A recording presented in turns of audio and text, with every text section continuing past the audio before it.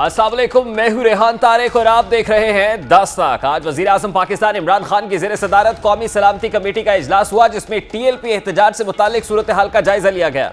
इजलास में वफाकी वज़रा, आला अस्करी हुक्काम और इंटेलिजेंस सरबराहान शरीक हुए और कलअदम तंजीम की सरगर्मियों से पैदा होने वाली सूरत हाल का जायजा लिया गया। इजलास में वजीर आजम पाकिस्तान ने दो टोक मौक़िफ़ इख्तियार करते हुए कहा कि मजहबी जमात के सरबराह साद रिजवी को किसी भी सूरत में रिहा नहीं किया जाएगा। इसी तरह मजहबी जमात की क़यादत के साथ फ्रांसीसी सफ़ीर की बेदखली पर किसी भी किस्म की बातचीत नहीं होगी। इजलास के दौरान अस्करी क़यादत ने मौक़िफ़ अपनाया कि मजहबी जमात मुल्क में अफरा तफरी फैला रही है, इसे किसी भी सूरत में आगे नहीं बढ़ने दिया जाएगा। जब तक रेंजर्स और पुलिस एहलकारों पर हमला करने वाले अफराद को हवाले नहीं किया जाता, उस वक्त तक मजहबी तंजीम के साथ किसी भी किस्म के मुज़ाकरात नहीं होंगे। कौमी सलामती कमेटी ने पुलिस और रेंजर्स पर हमला करने वाले अनासर के खिलाफ रेंजर्स को हथियार इस्तेमाल करने की इजाज़त भी दे दी है। कौमी सलामती कमेटी के इजलास के बाद मीडिया से हुए वज़ीर दाखिला शेख रशीद अहमद का कहना था कि हुकूमत ने मुज़ाकरात के दरवाजे बंद नहीं किए, ताहम रियासत के रेट को हर सूरत में बहाल किया जाएगा। जबकि वज़ीर आज़म इस हवाले से कौम से खिताब में रियासती बयानिया देंगे। वज़ीर इत्तलात ने भी मजहबी जमात के साथ आहनी हाथों से निपटने का ऐलान किया। आज कौमी सलामती कमेटी का अहम इजलास प्राइम मिनिस्टर हाउस में हुआ, जिसमें मुल्क की मौजूदा सियासी सूरत हाल और अमन व अमान पर तफसीली गौर वौस हुआ। गवर्नमेंट की रिट को, अमन व अमान को हर सूरत में कायम रखा जाएगा। और जहाँ तक मुज़ाकरात का सिलसिला है, वो शायद आज शाम भी हों। अगर शाम को हमारे फिर इन लोगों से मुज़ाकरात होते हैं, वो किसी नतीजे पे पहुँचते हैं या नहीं पहुँचते, तो आपको सूरत हाल से आगाह किया जाएगा। लेकिन प्राइम मिनिस्टर शायद कल खिताब करें कौम से या परसों करें, हालात हाज़रा कौम के सामने पेश करेंगे और उनका नैरेटिव भी जो होगा सारी हुकूमत का नैरेटिव होगा। ने कल आर्टिकल 147 के तहत पंजाब में पुलिस को रेंजर्स के मुतहद कर दिया। सारा सोशल मीडिया ये बाहर से चला रहे हैं, मैं समझता हूँ ये मुनासिब नहीं है। हम जितना सब्र कर सकते हैं हम वो सब्र कर रहे हैं। आप एक जत्था लेके आप समझें कि आप हमें मजाक बना देंगे, ये बहुत ही नामुनासिब रवैया। हमने बड़ी बड़ी टेररिस्ट ऑर्गेनाइजेशंस को शिकस्त दी है, ये जत्थे वगैरह रियासत के आगे नहीं खड़े हो सकते। वज़ीर दाखिला के मुताबिक वज़ीर आज़म यहाँ आकर रियासती बयानिया देंगे, मगर गुज़श्ता 10 रोज से जिस अंदाज में मामलात को चलाया गया है, तासुर मिलता है कि मामलात मिसहैंडल हुए हैं। हुकूमत की नाअहली इससे बिल्कुल वाज़ेह हो रही है। सवाल यह है कि अगर वज़ीर आज़म हफ्ते या पीर को रियासत का बयानिया देंगे तो गुज़श्ता 10 अयाम तक कन्फ्यूजन क्यों फैलाई गई? एहतजाज को मिसहैंडल करने का जिम्मेदार कौन है? क्या मामलात तसादुम की जानिब बढ़ रहे हैं, जो मजीद शिद्दत इख्तियार करेगा? रेंजर्स को गोली चलाने के इख्तियारात मुजाहिरीन को रोक पाएंगे? मुज़ाकरात होंगे या आहनी हाथों से निपटा जाएगा? असल में स्ट्रैटेजी है क्या रियासती बयानी में? ये कंफ्यूजन क्यों दिखाई दे रही है, क्यों क्लैरिटी क्यों नहीं है? इस हवाले से हुकूमती वज़रा की मुतज़ाद बयानात और कन्फ्यूज पॉलिसी ने मामलात को ख़राब कर दिया है। ने मजहबी जमात को दहशतगर्द तंजीम करार देकर इससे आहनी हाथों से निपटने का ऐलान किया, लेकिन वज़ीर दाखिला इस मामले पर भी माफ़ी मांगते रहे। फवाद चौधरी और शेख रशीद इस हवाले से दोनों के स्टेटमेंट्स किस तरह कॉन्ट्रडिक्ट करते रहे, जरा उसकी एक झलक आपके सामने रखते हैं। तरीके लब्बाक है, इसको मिलिटेंट पार्टी के तौर पर ट्रीट किया जाएगा। इनको हम कतई तौर के ऊपर अब एक सियासी जमात के तौर पर ट्रीट नहीं करेंगे। किसी माई के लाल की जरूरत नहीं है कि वो पाकिस्तान की रियासत को ब्लैकमेल करे। लोगों के मुंह से निकल जाता है, मेरे मुंह से भी गलती हो सकती है, सो मैं उसकी भी माफी मांगने हुए। वो सारे मुझे कहते हैं कि मैं कमजोर आदमी हूं, मैं नहीं चाहता कि बात आगे बढ़ जाए। इसी दौरान फैसल फौडा ने हुकूमती वज़रा पर इल्ज़ाम आयद किया कि उन्होंने इस इशू पर वज़ीर आज़म को लाइल्म रखा, जबकि मजहबी जमात से मुआहदे पर भी वज़ीर आज़म से मुशावरत नहीं की गई, जबकि वज़ीर दाखिला उनके बयान की नफी करते रहे। अपने वजारत में काम कर रहा है, उसको ट्रस्ट किया इमरान खान साहब ने, लेकिन डे टू डे वो वजीर प्राइम मिनिस्टर के पूछ के नहीं करता, वो अपनी मर्जी से फैसला करता है। प्राइम मिनिस्टर के ऊपर इल्जाम लगाने के कि वो इसका रीजन है या उनकी मर्जी से सब कुछ हुआ है, क्योंकि जिन मिनिस्टरों ने फैसला किया था उन मिनिस्टरों को सामने होना चाहिए, ऑन करना चाहिए, खड़े होना चाहिए कि वजीर आजम का नहीं फैसला था, हमारा फैसला था। ने जो मुआहदा किया है, इनके साथ दस्तखत किए हैं, मैं आपको रिकॉर्ड करा रहा हूं। वजीर आजम इमरान खान से पूछ के और उनके मिलिट्री सेक्रेटरी ने पढ़ा और फिर मैंने उनसे इजाज़त लेकर ये दस्तखत किए हैं। मैं इस पर कायम हूँ। हुकूमती बयानिए में कन्फ्यूजन और मामले की संगीनी पर अपोजिशन जमातें गुज़श्ता 10 रोज से खामोश थी, ताहम अब अपोजिशन जमातों ने इस मामले को पार्लियामान के सामने पेश करने का मुतालबा भी सामने रख दिया। गवर्नमेंट के पास ऐसे मामलात में जहां पर पुलिस पर ऑटोमेटिक फायरिंग हो, जहां पुलिस बहुत से अफराद को शहीद कर दे, जब पुलिस के लोग शहीद हों और हुकूमत खबर भी ना दे सके, पार्लियामान में आके बात क्यों नहीं करते? पंजाब असेंबली क्यों नहीं बुलाई जाती? क्यों वहाँ बात नहीं होती कि मामला है क्या, आपने क्या वादे किए थे, क्यों आपने वादे पूरे नहीं किए? ये सारे बातें आज किसी हकीकत का किसी शख्स को इल्म नहीं है, क्योंकि बात मीडिया में हो नहीं सकती। मुझे किसी बात का इल्म नहीं है कि आज मसला है क्या, लेकिन मैं देखता हूँ कि जो सोशल मीडिया पर जो खबरें चलती हैं, जो वीडियो चलते हैं, वो इतने खौफनाक हैं कि शायद वो आप मेन स्ट्रीम मीडिया दिखा भी ना सके, इजाज़त हो भी तो ना दिखा सके। अब ना सिर्फ ऑपोजिशन जमातें बल्कि हुकूमती इत्तेहादी भी हुकूमती कन्फ्यूजन और मुतजाद बयानिए पर हैरान है और हुकूमत को खतरनाक नताइज से मुतनब्बे भी कर रहा है। इस हवाले से हुकूमती इत्तेहादी और स्पीकर पंजाब असम्बली चौधरी परवेज इलाही ने मुतालबा किया है कि हुक्मरान अना खत्म करके मुज़ाकरात से मसला हल करे, क्योंकि हुकूमतों को उनकी कोई अना नहीं होती है, खून खराबे की जिम्मेदार ना बने। चौधरी परवेज इलाही का मजीद कहना था कि हुक्मरानों के पास इसके सिवा और कोई चारा नहीं कि अमन बहाल हो। सारा मसला उनके जिम्मे लग रहा है। बातचीत के दरवाजे बंद नहीं होने चाहिए। दुश्मन मुल्क से मुज़ाकरात हो सकते हैं तो अपने मुल्क की आवाम से क्यों नहीं? स्पीकर पंजाब असम्बली के मुताबिक मसले का हल मुज़ाकरात से ही निकलेगा। चौधरी परवेज इलाही का मजीद कहना था कि सैकड़ों पुलिस एहलकार जख्मी हैं। सारी सूरत हाल में नुकसान सिर्फ अपने मुल्क का हो रहा है। पुलिस के शहीद और बेगुनाह मारे जाने वाले लोग क्या किसी से कम मुसलमान हैं? उनकी बेवाओं और बच्चों से पूछे वो किस हाल में हैं। जब दोनों अतराफ से अपने ही मुसलमान मर रहे हों तो नुकसान किसका हो रहा है? उधर इसी सूरत हाल की गूंज आज हाईकोर्ट में भी सुनाई दी। आज इस्लामाबाद हाईकोर्ट में कलअदम टीएलपी के मार्च के शुरका पर पुलिस तशद्दुद के खिलाफ दायर दरखास्त पर समाअत हुई। शोहदा फाउंडेशन की जानिब से दायर की गई दरखास्त पर समाअत जस्टिस आमिर फारूक ने की और दरखास्त गुजार के वकील एडवोकेट तारिक असद ने अदालत में मौक़िफ़ पेश किया कि शुरका पर पुलिस तशद्दुद को गैर कानूनी गैर आईनी करार दिया जाए। शुरका पर तशद्दुद के ज़िम्मेदारान के कानून के मुताबिक कार्रवाई की जाए। जस्टिस आमिर फारूक ने रिमार्क्स दिए कि आप दुरुस्त कह रहे हैं कि कानून शहरियों के खिलाफ ताकत के इस्तेमाल की बिल्कुल इजाज़त नहीं देता। जो कुछ भी हो रहा है वो तकलीफ दे है। अभी तक सब कुछ पंजाब में हो रहा है। पंजाब हमारे दायरे अख्तियार से बाहर है। मामला इंसानी जानों का है, इसलिए हम इस केस को देखेंगे। दरखास्त गुजार के वकील ने जवाब दिया कि ये तमाम अहकामात वफाकी हुकूमत जारी कर रही है। अदालत ने रिमार्क्स दिए कि हम पीर को फरीकैन को तलब कर लेते हैं। दरखास्त गुजार के वकील ने इस्तदा की कि पीर तक बहुत देर हो जाएगी। हुक्म इम्तनाई की दरखास्त पर आज ही ऑर्डर जारी करने की इस्तदा है। अदालत ने रिमार्क्स दिए कि हमें सिर्फ एक दिन दे दे, हम फरीकैन को तलब करके रिपोर्ट लेते हैं। अदालत ने दरखास्त के काबिल समाअत होने फैसला महफूज कर लिया है। कौमी सलामती कमेटी के इजलास के बाद गुजरावाला दरियाए शराब टोल प्लाजा से पहले 500 मीटर को रेड एरिया करार दे दिया गया है। रेड लाइन ड्रॉ कर दी गई है। इस हवाले से पंजाब रेंजर्स ने बैनर्स भी आवेजा कर दिए हैं। रेंजर्स की जानिब से मुजाहिरीन को मुतनब्बे किया गया है कि इस एरिया में अमन व अमान की जिम्मेदारी रेंजर्स के पास है, जिन्हें गोली मारने का इख्तियार है। तमाम लोग घरों को लौट जाएं। अब क्या मामला डिफ्यूज हो जाएगा, मुज़ाकरात के लिए जरिए से हल होता हुआ दिखाई दे रहा है, उनकी तरफ बढ़ेगा, खून खराबे की तरफ बढ़ेगा? इसी मामले पर बात करेंगे। सबसे पहले वज़ीर आला पंजाब के मुआविन खुसूसी बराए इत्तलात हसान खावर साहब ने हमें ज्वाइन किया है। अस्सलाम वालेकुम हसान खावर साहब, बहुत बहुत शुक्रिया आपके वक्त के लिए। सबसे पहले तो ये कहेगा कि आपके इत्तेहादी भी आपको कह रहे हैं कि अना का मसला मत बनाएं, मामला खराब हो जाएगा। क्या हुकूमत इसको अना का मसला बना रही है हसान खावर साहब? नहीं जी, मेरा तो नहीं ख्याल कि इसमें कोई अना का मसला है। ये तो हुकूमती पॉलिसी है, सोची समझी हिकमत अमली है और इसमें किसी की कोई अना नहीं है। इसके ऊपर तमाम इदारे रियासत के जो हैं वो मुतफ़िक़ा हैं। ये एक मुतफ़िक़ा हिकमत अमली है जिस पर हम चल रहे हैं और मेरे ख्याल में पूरे मुल्क को इस बात को सराहना चाहिए कि हमने बड़ी पेशेंस दिखाई है और हमारी कोशिश है कि हर मुमकिन तरीके से अगर ये मसला मुज़ाकरात से हल हो जाए। क्या हिकमत अमली है, वो क्या स्ट्रैटेजी है जो आप कह रहे हैं कि जिस पर हम गामज़न हैं? देखिए, हिकमत अमली के दो पहलू हैं। एक पहलू ये है कि जहाँ से भी मुज़ाकरात की राह निकल सके, डायलॉग की राह निकल सके, वो निकालें। लेकिन कुछ चीज़ें ऐसी हैं जिसके ऊपर कॉम्प्रोमाइज़ नहीं हो सकता और उसमें शहरियों के जानो माल की हिफाजत है, rate of the government enforce करना है और किसी की ज़िंदगी से ना खेलना है। ये वो चीज़ें हैं जिसके ऊपर कोई कॉम्प्रोमाइज़ नहीं है। लेकिन वफाकी वज़ीर इत्तलात आते हैं, वो कहते हैं कि इनके साथ मुज़ाकरात नहीं हो सकते। वज़ीर दाखिला आते हैं, वो कहते हैं कि मुज़ाकरात हो रहे हैं। ये इतनी कंफ्यूज्ड स्ट्रैटेजी क्यों है? ये हिकमत अमली पर तो कंसेंसस बिल्कुल दिखाई नहीं देता है। देखिए, पहली तो बात यह है कि एक डेमोक्रेटिक जब गवर्नमेंट होती है तो लोगों के डिफरेंट व्यूज़ होते हैं। मैं तो आपको हुकूमत की पॉलिसी बता रहा हूँ और मैंने कल भी टीवी पे आके बताया, परसों भी बताया, हुकूमत पंजाब की पॉलिसी रेहान बड़ी क्लियर है।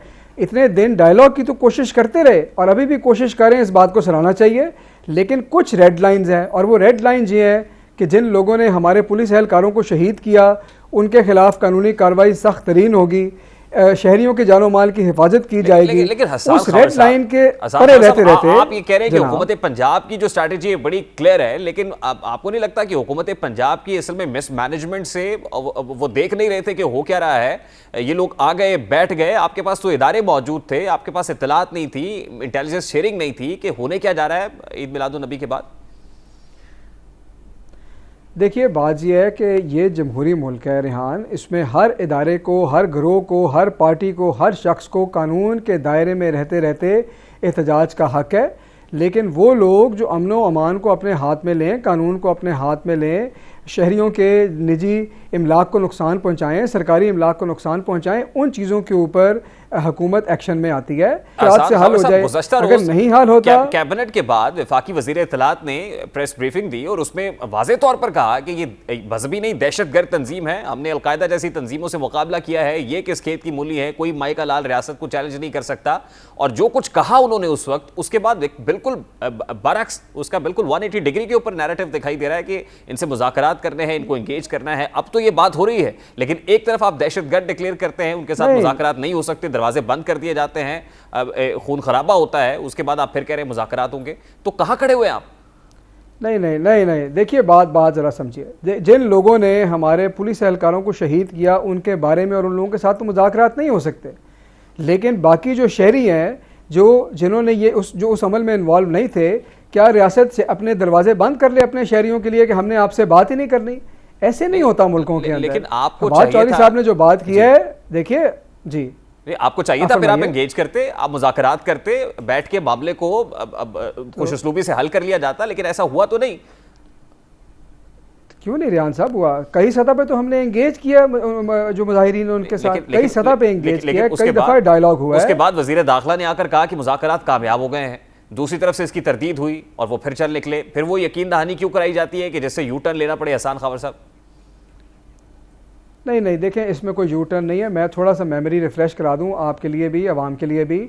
ये जब डायलॉग चलना शुरू हुआ, उसके बाद हमारी कमेटी वफाकी हुकूमत की गई, उन्होंने बात की। पहले एक सूबाई कमेटी थी, फिर वफाकी एक कमेटी थी, उन्होंने बात की, चंद इशूज़ के ऊपर डायलॉग हुआ, ये एग्री हुआ कि किस साइड ने क्या करना है। इस बात पे एग्रीमेंट हुआ कि मुजाहिरीन जो है वो रोड ब्लॉक नहीं करेंगे। उन्होंने अपने अहद का पास नहीं किया, उन्होंने रोड ब्लॉक किया। उसके बाद हमने ये फ़ैसला किया कि अगर ये नहीं करेंगे तो जाहिर है कि हमने भी rate of the government enforce करनी है। फिर दंगा फसाद हुआ, पुलिस एहलकार शहीद हुए, कई लोग ज़ख्मी हुए। उसके बाद हम आज भी कह रहे हैं कि रियासत के दरवाजे मुज़ाकरात के लिए बंद नहीं हुए, लेकिन कुछ रेड लाइन्स हैं वो क्रॉस नहीं कर सकते। फवाद चौधरी साहब की बात को आप इस तनाजुर में देखें तो आपको समझ आ जाएगी उन्होंने गलत बात क्या की है इसमें। मुझे तो नहीं समझ आ रही कि उन्होंने तो वाज़ेह तौर पर कहा है कि ये चाहते हैं, मेरा आपसे कह रहे हैं कि मुज़ाकरात के दरवाजे खुले हैं। फवाद चौधरी साहब ने गुज़श्ता रोज़ कहा कि मुज़ाकरात नहीं हो सकते।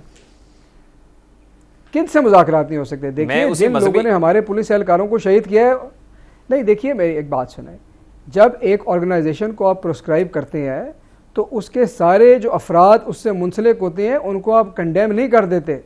बात यह है कि जो लोग चलिए फिर हसन खावर साहब मुझे फिर एक सादा से सवाल का जवाब दे सर। अगर ये मजहबी तंजीम दहशतगर्दी में मुलव्विस थी, इसके पीछे भारत का नेक्सस था, गैर मुल्की मदद के जरिए से काम कर रहे थे, इनके पास असलिया भी था, ये लैस लोग थे, तो फिर इनको किसने इख्तियार दिया कि ये इलेक्शन भी कंटेस्ट करे, मुल्की सियासी अमल का हिस्सा भी रहे और इसी तवातुर से आगे बढ़ते भी रहे? अच्छा देखिए, इस बात को पहले ज़रा समझ लें, इस बात को समझ लें। आप जिस बात की आपने तो डिक्लेयर कर दिया ना कि हिंदुस्तान से रवाबित हैं, जो बात सामने आई है कि शवाहिद ये मिले हैं फलाने का, मेरी अर्ज सुन लें। अब नहीं, आप मुझे अब ज़रा एक्सप्लेन कर रहे थे पहले पूरी बात। मैंने आपके सवाल तहम्मुल से सुने, अब आप मेरा जवाब तहम्मुल से सुने। ये शवाहिद सामने आए हैं, ये इन्वेस्टिगेटिव फैक्ट्स शेयर किए गए हैं, इसके ऊपर अभी तहकीकात मुकम्मल होंगी, उसके बाद अदालत में प्रेजेंट होंगी। इधर मुल्क में अदालती निज़ाम है, फिर अदालत ये फैसला करेगी कि इस एविडेंस की वेरासिटी क्या है, क्या ये फैसला सही है, क्या ये वाकई हकीकत है कि नहीं है। ये पहली बात है। दूसरी बात ये you are not clear about it, you are still not clear about it कि इसमें हकीकत है भी या नहीं है। Clear about what? मैं आपने कहा कि हमने अभी, आपको पता है कि मैं आपको बताता हूँ, आपको पता है कानून का निज़ाम कैसे चलता है? कानून का निज़ाम ऐसे चलता है कि पहले तहकीकात होती हैं, तहकीकाती जो फैक्ट्स होते हैं उसको असेस किया जाता है, एक मुलजिम को प्रोसिक्यूट किया जाता है, फिर वो ट्रायल में जाता है, फिर अदालत फैसला ये करती आपकी है। बात दुरुस्त है, आप ये चाहते हैं कि आपकी मैं बात दुरुस्त है। आप ये चाहते हैं कि मैं तहकीकाती शवाहिद देख के अगर आप ट्रायल का चाहें, फैसला नहीं आपको अगर आप सुना चाहें सकता। तो मैं फवाद चौधरी साहब के अल्फाज भी आपके सामने रख सकता हूं कि गुज़श्ता रोज उन्होंने क्या कहा है। प्लीज। उन्होंने कैटेगोरिकली कहा है कि ये मजहबी तंजीम नहीं है, ये दहशतगर्द तंजीम है। तो फिर आपने दहशतगर्द कैसे डिक्लेयर कर दिया? देखिए, ये तो फवाद साहब की एक पर्सनल, उन्होंने कहा ना, उनका एक व्यू है। मैं तो आपको फैक्ट्स बता रहा हूँ। आप देखिए, बात यह है कि आप अगर सूरत हाल समझना चाहते हैं तो मैं आपको समझा सकता हूँ।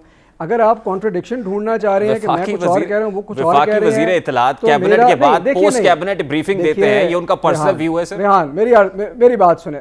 रेहान, मीडिया का एक ये भी तो व्यू है ना कि लोगों को सही इन्फॉर्मेशन देनी है कि हो क्या रहा है। ये जो आपने मजहबी जमात और सियासी जमात की बात की, मुझे समझाने तो दें कि इसका मतलब क्या है।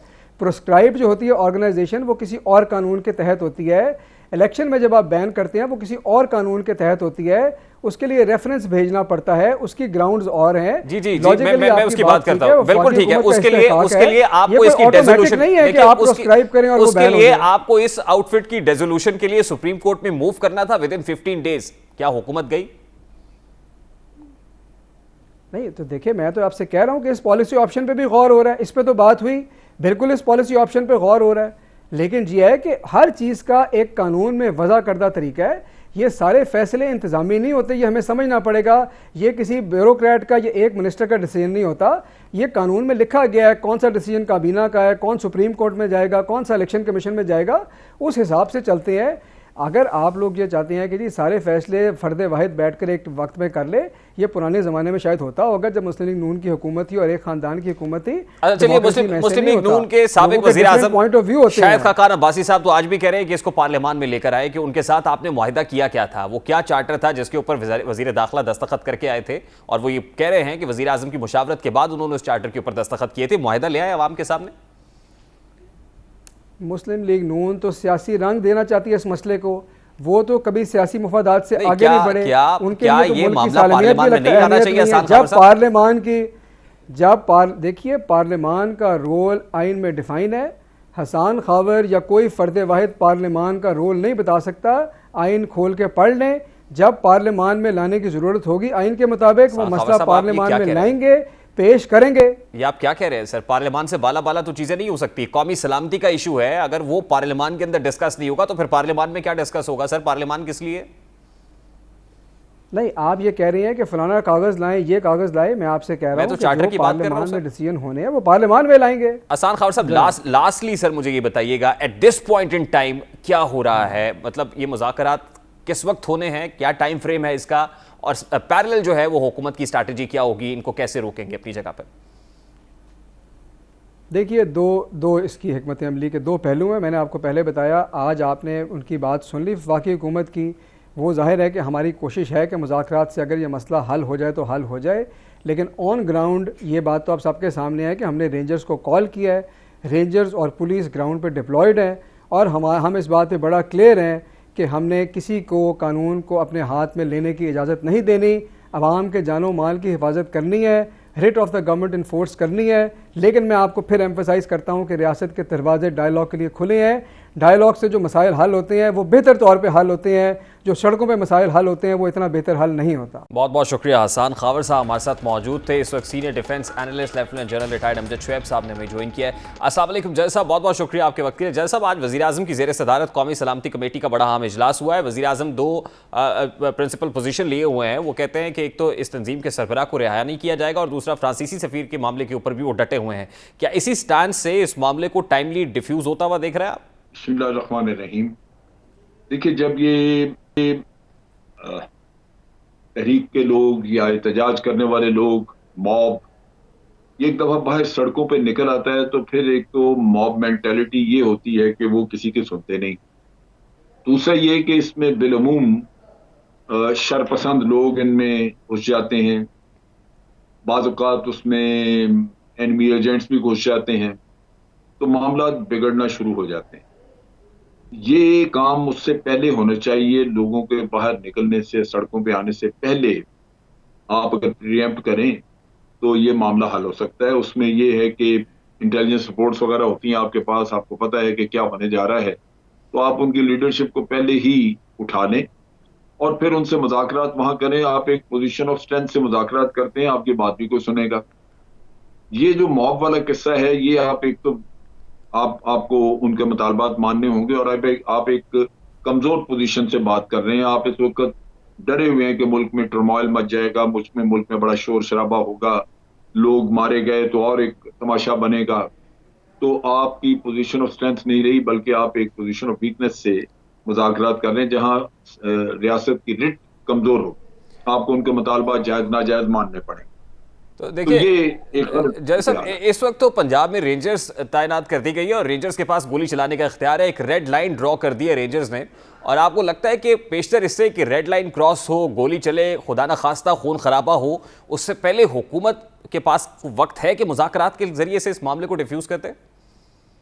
देखिए, वो कह रहे हैं कि मुज़ाकरात कर रहे हैं, लेकिन अगर मॉब आपका या वो लोग जो समझ रहे हैं कि भी अभी हुकूमत को हमने कॉर्नर कर लिया है, वो अपने नाजायज मुतालबात मनवाने की कोशिश करें और कहें कि जी इसके अलावा हमारे पास और कोई रास्ता नहीं, ये मानेंगे तो फिर हम वापस जाते हैं, तो फिर हुकूमत को उनकी नाजायज बातें माननी पड़ी तो रेट कमजोर होगी ना।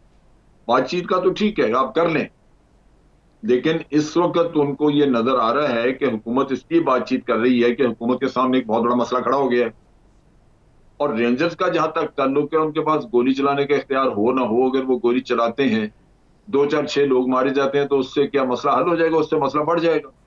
फिर जगह जगह नमाज जनाजा शुरू हो जाएगी, कहीं गायबाना नमाज जनाजा पढ़ी जा रही है, तो शहर आपको हर शहर में मसला नजर आएगा, ये लोग फिर खुल के निकल जाएंगे। तो जैसा फिर तो हुकूमत अपने मसाइल में मजीद इजाफा कर रही है और खुद कर रही है कि पहले तो उन्होंने गेज नहीं किया, जो हसास इदारों की रिपोर्ट्स हैं, अगर वो इंटेलिजेंस शेयरिंग थी तो उसको प्रीएम्प्ट नहीं किया, वो प्रीएम्प्टिव मेजर्स दिखाई नहीं दिए, उसके बाद अब मजीद डिले हो रहा है, तो डिले से तो हुकूमत मजीद फंसती चली जाएगी। जल साहब देखिए, फंसती चली जाएगी, लेकिन इसमें हिकमत अमली होती है। अगर तो इस मॉब को मुंतशिर करना है तो फिर आपके पास कोई रास्ता, कोई तरीकाकार ऐसा होना चाहिए कि आप गोली चलाए बगैर इनको मुंतशिर करें।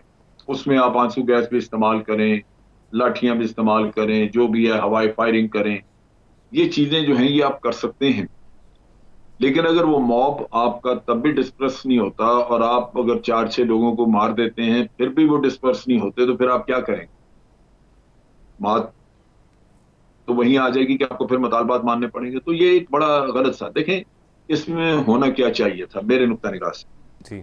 ये तहरीक लब्बैक हुकूमत को ब्लैकमेल करती है और उनके मुतालबात जो हैं वो सारे मुतालबात जायज नहीं होते। दूसरी तरफ ये है कि ये मसला किसी एक पॉलिटिकल पार्टी का नहीं है, पहले PMLN के वक्त में हुआ, PTI के वक्त में हो रहा, और कल किसी और की अगर होगी हुकूमत तो उसके पीरियड में भी होगा।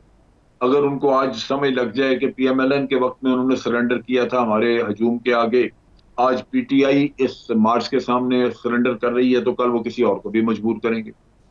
तो तमाम पॉलिटिकल पार्टीज इससे इफेक्ट हो सकती हैं। लिहाजा ये पार्लियामेंट में इनको जाना चाहिए था, पार्लियामेंट्री कमेटी एक जाके इनसे मुज़ाकरात करती और पार्लियामेंट में ये बात बता दी जाती कि देखिए ये सबका इशू है, जो भी मुज़ाकरात करने हैं वो पार्लियामेंट्री कमेटी करेगी। स्पीकर एक कमेटी डिटेल कर देता, उनसे कहता है जी मुज़ाकरात करें, और तमाम पॉलिटिकल पार्टीज मिल के एक यूनिफाइड पूरे मुल्क की तरफ से एक मैसेज जाता कि जी आपके ये मुतालबात माने जा सकते हैं, ये नहीं माने जा सकते, तो क्या करेंगे आप? अब देखिए, अभी कुछ देर पहले भी फवाद चौधरी साहब ने एक प्रेस कॉन्फ्रेंस की, उसमें कहा है कि ये जत्थे जो है वो रियासत के सामने नहीं खड़े हो सकते। फिर इंटीरियर मिनिस्टर आते हैं, वो कहते हैं कि आज मैं शाम में इनके साथ फिर मुज़ाकरात करूंगा नूरुल हक कादरी के साथ। यानी एक वजीर आते हैं वो एक डिफरेंट बयानियां लेकर आते हैं, दूसरे वजीर आते हैं तो वो बिल्कुल मुख्तलिफ बात कर रहे होते हैं। क्या हुकूमत कन्फ्यूज्ड है या हुकूमत की स्ट्रैटेजी है ये? स्ट्रैटेजी है ये, कैरेट एंड स्टिक वाला किस्सा।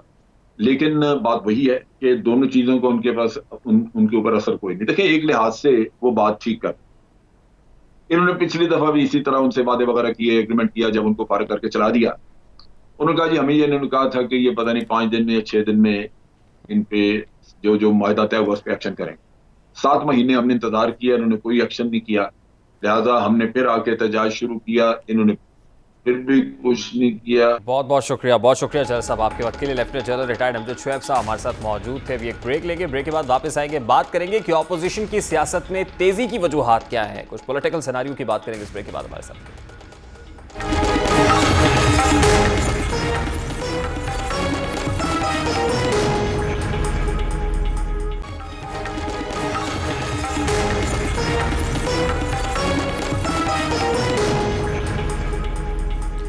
Welcome back. एक जानिब हुकूमत मजहबी जमात के एहतजाज और धरने से निपटने के लिए कोशा है, वहीं सियासी मंजरनामे में भी तब्दीलियों की बाज़गश सुनाई दे रही है। साबिक वज़ीर आज़म नवाज शरीफ की वतन वापसी के दावे किए जा रहे हैं। मुस्लिम लीग नून के रहनुमा बरजीस ताहिर ने दिसंबर तक नवाज शरीफ की वतन वापसी का दावा किया। उनका कहना है कि अगले 2 माह तक साबिक वज़ीर आज़म नवाज शरीफ वतन वापस आ जाएंगे, जबकि कैप्टन रिटायर्ड सफदर दिसंबर से पहले मजीद तब्दीलियों के दावे कर रहे हैं और उन्होंने अपनी अहलिया और मरियम नवाज साहिबा मुस्लिम लीग नून की नायब सदर हैं, उनसे मुतालिक भी बड़े बड़े दावे किए हैं। क्या मंजर दिखाई दे रहा है, क्या पिक्चर बनती है, ज़रा उसकी एक झलक आपके सामने भी रखता है।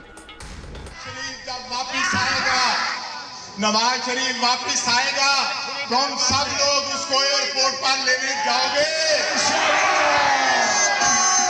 मियां साहब आएंगे वापस? क्या पता, उससे पहले मुल्क में दिसंबर तक तो बड़ी चीज़ें हैं, कोई इलेक्शन अनाउंस हो रहा हो, जलसे हो रहे हों, हमें शादी आगे करनी पड़ जाए। नवाज शरीफ की वतन वापसी के हवाले से माजी में भी नून लीगी रहनुमाओं की जानिब से बार बार दावे किए गए, लेकिन नवाज शरीफ ताहाल वतन वापस आए और ना ही नून लीग की जानिब से कोई हतमी तारीख दी गई। जैसे ही उनका इलाज मुकम्मल होगा तो वो फ़ौरन वापस आएंगे। बाकी पार्टी का उनको मशवरा ये है कि वो न सिर्फ इलाज अपना मुकम्मल करवाएं बल्कि इस नाअहल और नालायक टोले का भी इलाज मुकम्मल करके वापस आए। ये फ़ैसला मियां नवाज शरीफ साहब ने करना है या PMLN की जो है वो क़यादत ने करना है। ये फ़ैसले के लिए हमें किसी के मशवरे की ना ज़रूरत है, ना किसी ने मशवरा दिया है। आएंगे तो कोई दोबारा मियां साहब दिसंबर में वापस आ रहे हैं इंशाल्लाह। मुस्लिम लीग नून एक बार फिर पार्टी कायद की वापसी के बयानिए को फरोग दे रही है। नून लीग का मौक़िफ़ है कि नवाज शरीफ पार्टी की क़यादत करेंगे और वो चौथी बार वज़ीर आज़म बनेंगे, लेकिन आज कैप्टन सफदर की जानिब से भी एक बड़ा दावा किया गया है। दावा कर रहे हैं, आप भी सुनिए। मैं तो मरियम नवाज को 2018 से वज़ीर आज़म देख रहा हूँ, बल्कि मैं तो जब से शादी हुई उसको वज़ीर आज़म ही देख रहा हूँ। अब जहाँ मुस्लिम लीग नून सियासी तौर पर मुतहर्रिक है, वहीं पाकिस्तान पीपल्स पार्टी ने भी सियासी बिसात बिछा दी है। रहनुमा पीपल्स पार्टी खुर्शीद शाह जमानत मंजूर होने के बाद सियासी तौर पर काफ़ी एक्टिव दिखाई दे रहे हैं। खुर्शीद शाह अपोजिशन जमातों के दरमियान इख्तलाफात ख़त्म कराने के लिए सरगर्म है। ज़राए के मुताबिक पाकिस्तान पीपल्स पार्टी के रहनुमा ने मुस्लिम लीग नून, JUI, ANP और दीगर जमातों से राब्ते किए हैं। खुर्शीद शाह की कोशिश है कि इन हाउस चेंज हो या असम्बलियाँ ख़त्म करके मिड टर्म इंतखाबात की तरफ जाया जाए। इन हाउस तब्दीली की खबरों और नवाज शरीफ की वतन वापसी के दावों के बीच हुकूमत ने भी खजाने के मुंह खोल दिए हैं। पंजाब के बाद वफाकी हुकूमत ने भी अरकान असम्बली को 28 अरब के फंड जारी कर दिए हैं। लाहौर के हुकूमती अरकान असम्बली को 1 अरब 13 करोड़ के फंड जारी किए गए, लेकिन इस वक्त लाहौर में हुक्मरान जमात के सामने NA 133 का महाज है। इस महाज पर तरक्याती फंड्स के जरिए कामयाबी हासिल की जाएगी या 3 बरस की कारकर्दगी लेकर आवाम के पास जाएंगे, लेकिन इसी महाज पर लाहौर की इंतखाबी तारीख का एक बड़ा ब्लंडर देखने को मिला है, जब बड़े दिमागों की नाकामी पर सारे सियासी पंडित सर पकड़ कर बैठ गए। बड़े दिमाग कागजात नामजदगी भी सही तरीके से पुर नहीं कर सके। NA 133 से तहरीक इंसाफ के उम्मीदवार जमशेद इकबाल चीमा और कवरिंग कैंडिडेट मुसर्रत जमशेद के कागजात पर एतराज़ लग गया है। दोनों के तायद कुनिंदा अलग अलग हलकों से हैं। जमशेद इकबाल चीमा के तजवीज़ कुनिंदा बिलाल हुसैन का ताल्लुक NA 133 से नहीं है, क्योंकि जो जामिन होते हैं, जो तायद कुनिंदा होते हैं, उनका ताल्लुक उसी कॉन्स्टिट्यूंसी से, उसी हलके से होना ज़रूरी है। लेकिन इनके जो तायद कुनिंदगान हैं वो NA 133 से नहीं थे, यानी उस हलके से नहीं थे। इसी तरह मुसर्रत जमशेद के तजवीज़ कुनिंदा गुलाम मुर्जा NA 130 के वोटर हैं। दोनों तजवीज़ कुनिंदा R ब्लॉक जौहर टाउन के रिहायशी हैं। रिटर्निंग ऑफिसर ने एतराज़ात दूर करने के लिए कल तक का वक्त दे दिया है। अगर दोनों उम्मीदवारान के कागजात नामजदगी मुस्तरद होते हैं तो PTI मुकाबले से आउट हो जाएगी, जबकि हल्के में नून लीग और पीपल्स पार्टी के दरमियान मुकाबला होगा।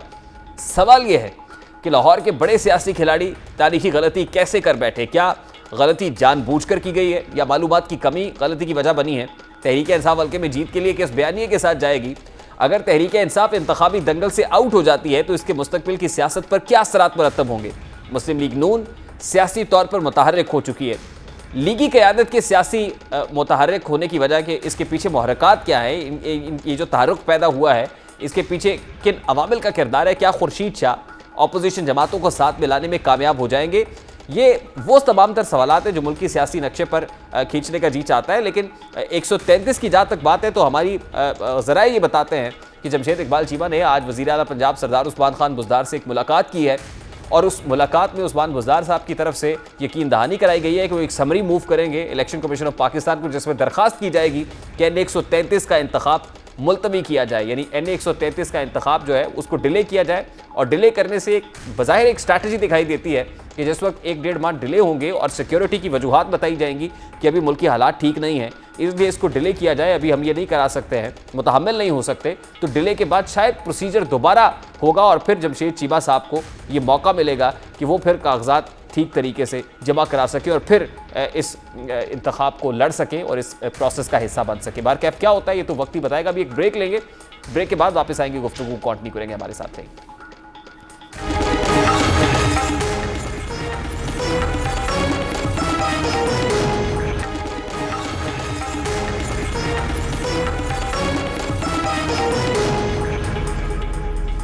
Welcome back. पाकिस्तान तहरीक इंसाफ के इक़्तिदार के 38 माह मुकम्मल हो चुके हैं। इस अरसे के दौरान हुकूमत ने महंगी तरीन चीनी, महंगा तरीन घी और महंगा तरीन पेट्रोल आवाम को दिया।